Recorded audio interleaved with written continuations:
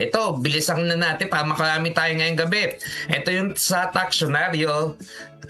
For tonight, ang taxonario natin, ang pag-uusapan natin, yung demurrage fee. Nako, ito yung penalty charge levied by shipping lines or port terminal when a cargo container is held at a port beyond the allowed free time in the Philippines. The Bureau of Internal Revenue, yung tinatawag na BIR, classifies this as Philippine source income subject to regular taxes. Yan po ang demurrage fee. Ayun. Bakit nga ba kinakailangang ma-penalize tayo? Yan yung tinatawag na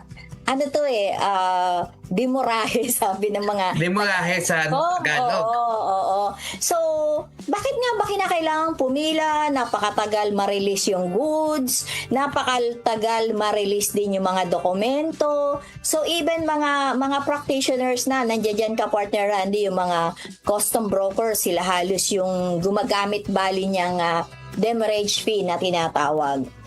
Actually, ang tanong dyan sa kanila, pwede bang iwasan ang penalty? Yun, oo. Kasi ang nangyayari naman dyan, alam nila kailan darating yung goods. Alam nila kailan ipaprocess yung documentation. Syempre, yung about yung paano i-import yung goods. Darating yung barko, i-unload yung container.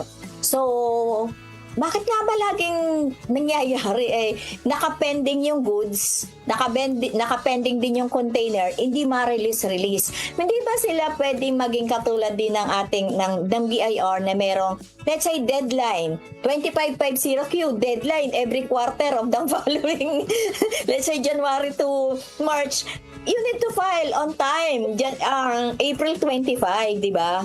So, actually, yan lagi ang katanungan ko dyan eh. Bakit ba kailangang ma-penalize tayo dyan sa demurahe na yan?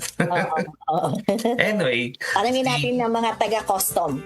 Yung mga dyan partner. Dyan, o yung mga broker partner. Yun.